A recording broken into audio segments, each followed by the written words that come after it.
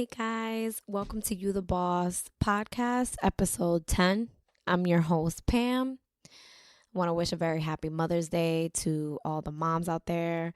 I hope all of you were able to celebrate a mother figure in your life or a mom and someone that you love. This week, we're going to be talking about keeping realistic goals, or should I say setting realistic goals. I do want to start this out by saying that setting goals is great, but if you don't write them down, it basically just puts them out there and they're more like a wish. So definitely write your goals down. That'll probably be a separate episode in the future. But definitely write your goals down. So I want to just kind of jump right into this as I usually do and say that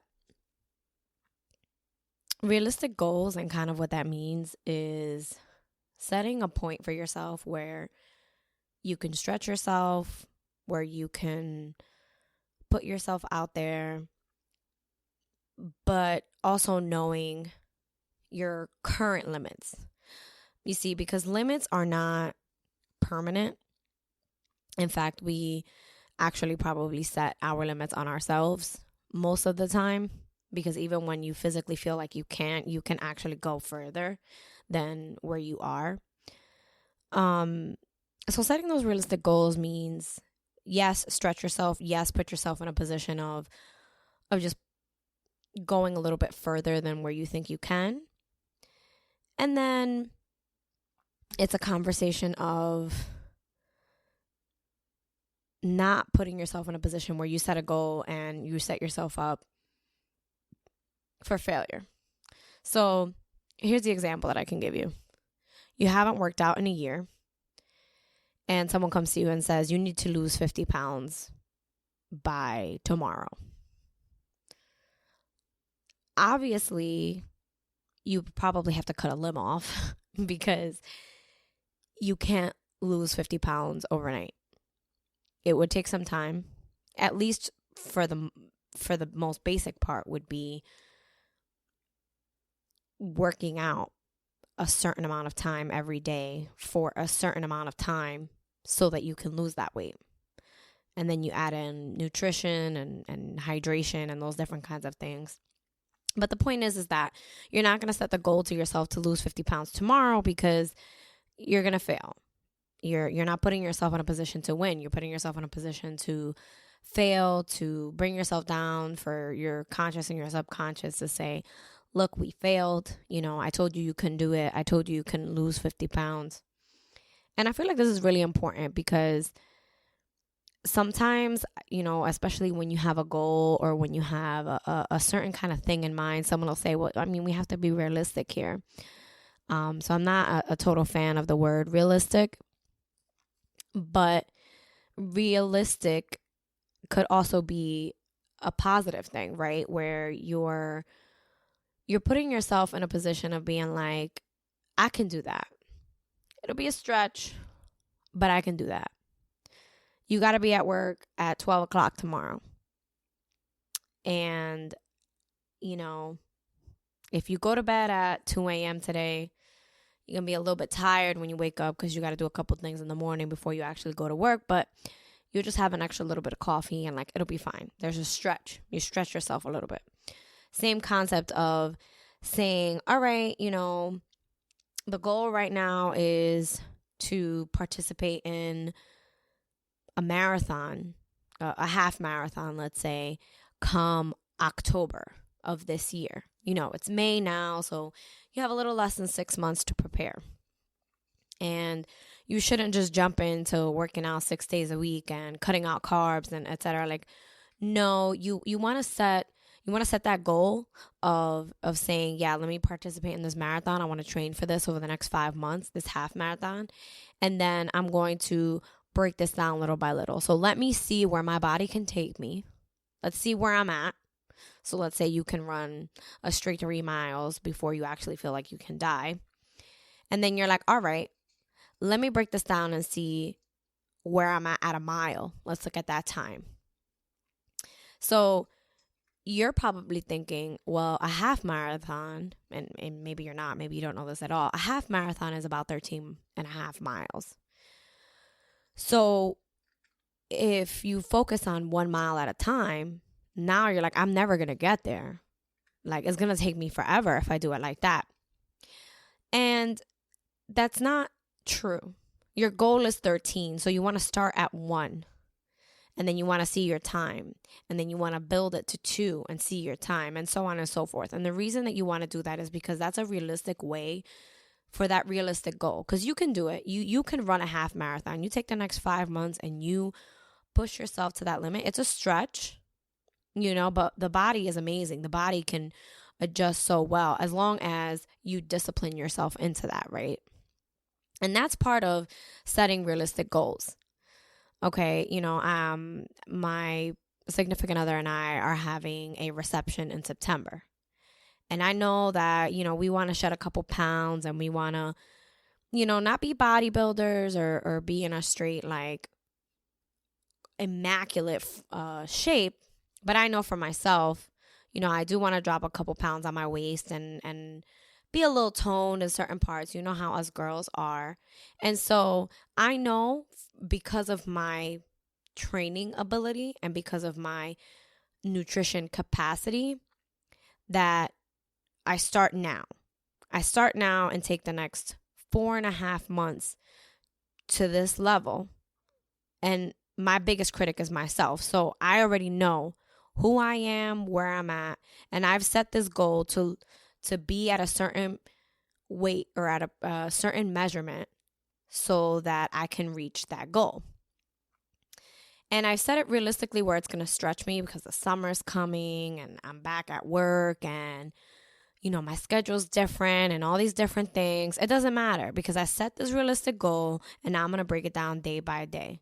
So I already know, once or twice this week, I'm going to eat a certain way, eat a certain thing. And then the other days I'm on a strict regimen, right? So I still set this realistic goal for myself, but I broke it down to say week by week, this is where I'm at. The reason that you want to make sure you do that is because, again, you don't want to put yourself in a position where you're setting yourself up for failure. How many times, again, fitness is probably the easiest way that I can kind of give the analogy.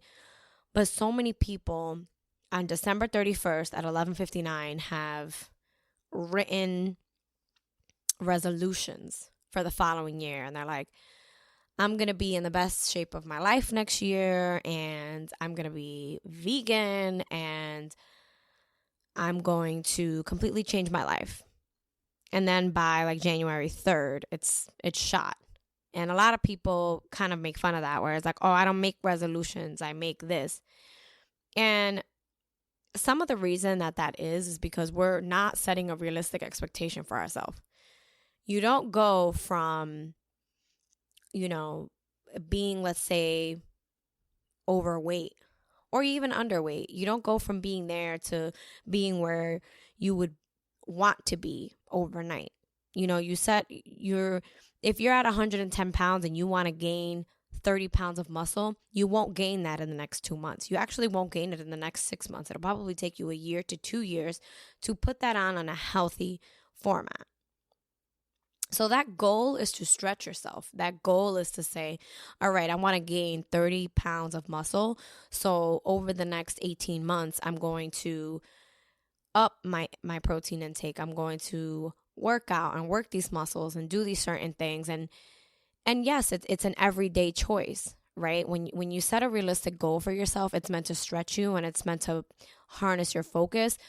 It's not meant to hurt you, right? Because again, you're not going to set the goal to say in the next 6 months, I'm going to lose 100 pounds.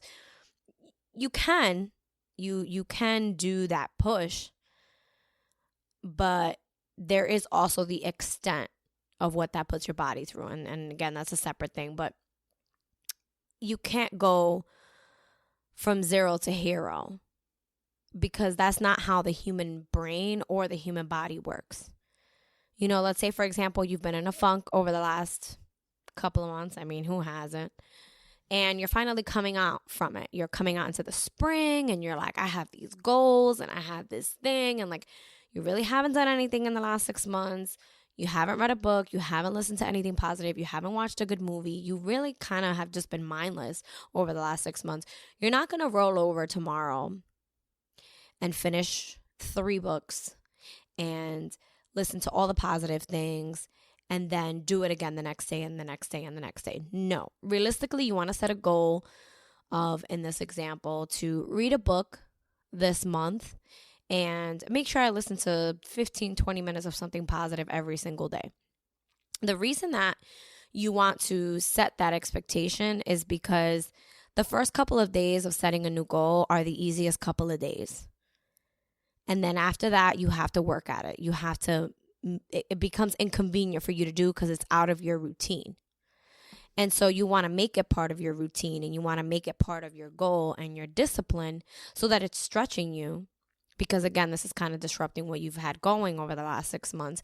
So you want to turn it up a little bit where you're a little more disciplined, but you don't want to make any major change either. The reason you don't want to do that is because that puts you in a position of, again, you're setting yourself up for trying to change too much too fast, and it shuts you down.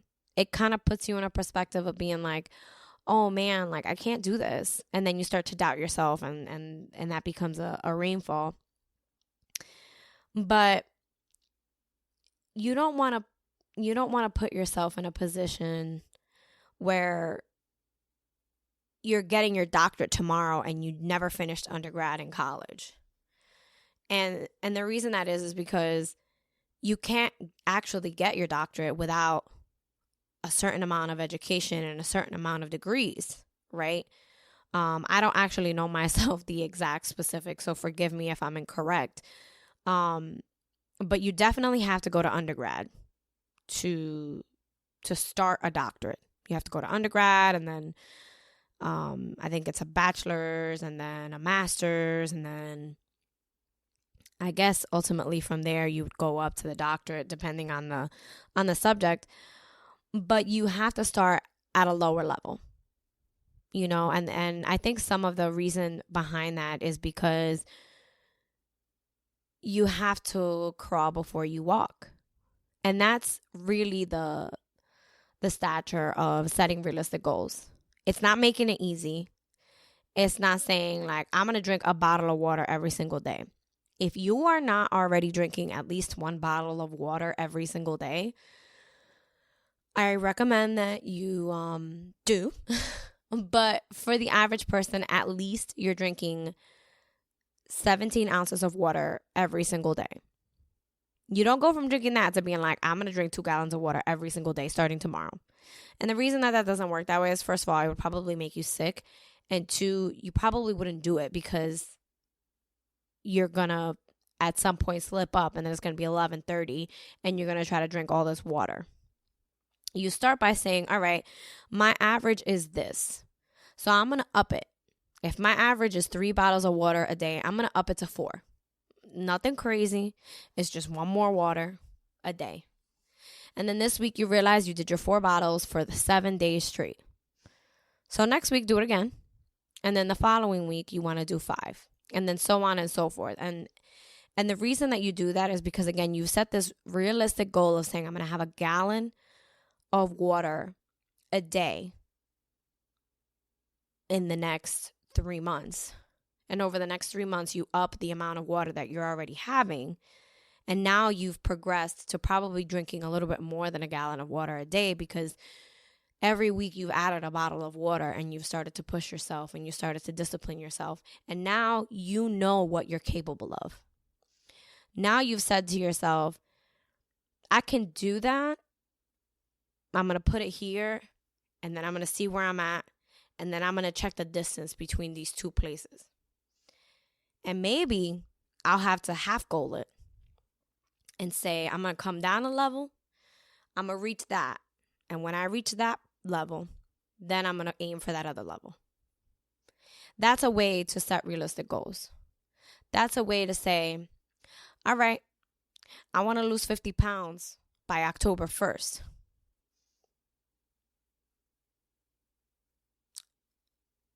And then you start saying, okay, well, I got to go to the gym at least once a week for the next 2 weeks. That's 1 day a week. And then after that, you're like, you know what? I could do 3 days. I could do 3 days. This is where I'm at. You're not on the scale. You're just changing a little bit of what you're eating and eating less of certain things.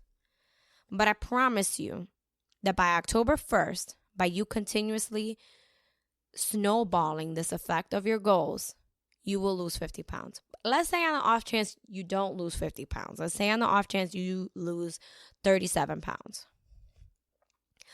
Oh my God, I did not lose the 50 pounds. I only lost 37. You only lost 37? Or you still lost 37. So now your path of 13 pounds between 37 and 50, now you're in this whole other bracket for yourself. Now you're in this bracket of saying, I missed that goal. So now I'm going to reset it. Because now it's realistic. I already lost 37 pounds in 4 or 5 months. Now I know for sure that I could lose 13 pounds in the next couple of weeks because I've already done this.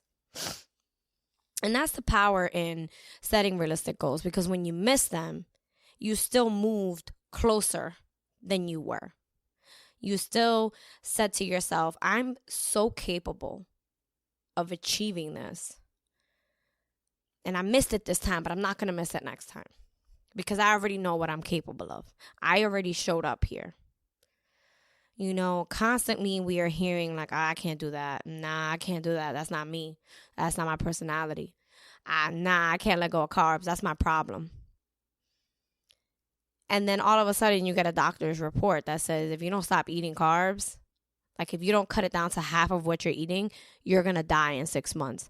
All of a sudden, you could eat half those carbs. All of a sudden, you're so capable of this realistic goal. Because again, limitations exist because we put them on ourselves to a degree. Like, I'm going to be straight with you. If you don't know me personally, I'm 5'1.5". Yes, I always include the half. I can't dunk. I've never been able to dunk before. I've never actually tried, but I'm going to be honest. I don't think that I could do it tomorrow or maybe even next week. Like, I would really have to work at it. That's a height thing, you know? It's possible. But right now in this moment, I can't dunk. I can't sumo wrestle either because I'm 130 pounds. So like I'm not a sumo wrestler. I would be crushed by a sumo wrestler. I'm not saying it's impossible. I'm not saying I could never do that. I'm saying where I'm at right now, I would have to work to do that because I physically can't do that right now. And so if I wanted to do any of those things, or if I wanted to, let's say, become a makeup artist, if I wanted to become a painter, if I wanted to become a photographer, if I wanted to become a dancer, you know, it's possible. But the amount of work and time and dedication all vary depending on my level of expertise. And so what you want to do is know yourself enough to know where you're at, where you're trying to go, and the best route to get there. When you get in the car and you're going from point A to point B, and let's say it's the first time you're going to point B, you put it in your GPS. You don't just head towards point B and say, all right, let's see when I get there. No, you say, all right, let's see which way. Is it going to be the turnpike? Is it going to be the Garden State? Is it going to be the freeway, depending on where you're listening to this from? Is it going to be a plane ride? How much is the plane ticket? What seat am I going to be in? How's this going to go? Right? You analyze the path, and then you choose which way is the better way to go. And you do that so that you can stretch, so you can know where you're at, you know your personal limitations, or you know your capacity, and then you have to analyze what it is that you need to get to that goal. It stretches you. It also allows you to break this down to say, all right, I have to go from point A, my starting point, to 3 miles that way, 7 miles that way. And all of a sudden, it's not that you have to travel 1,000 miles. It's, I got to travel this many miles to get on the parkway, and then I'm on the parkway for 200 miles, and then so on and so forth. You break these things down, and now all of a sudden you've traveled 1,000 miles because you set realistic goals. You didn't just say, all right, I'm going to travel 1,000 miles and see when I get there. You said, all right, I'm going to use the GPS and take a couple of turns here and do what I have to do. Even on the days it hurts to continue fighting on your goal, even on the days you're exhausted, you want to make sure you do it. You want to make sure that you set this realistic goal and you break it down to where it is that you want to be little by little based on your capacity. I want to leave you with this saying, or I don't know if it's like an official quote by anyone, so forgive me if it is. But there's nothing to it but to do it. And it might be hard to start, it might be hard to continue, but once you do it, you feel good about you. It doesn't matter that in the past it took you forever to lose weight. It doesn't matter if in the past you started late to dance. You started late to go to law school. You started late in life to get your doctorate. You started late to be a mom. You got married late. It doesn't matter. The point is that you started. You didn't quit. And you also met yourself where you were at to set that realistic goal. Thank you so much for listening. Come back again next week for another episode of You the Boss podcast.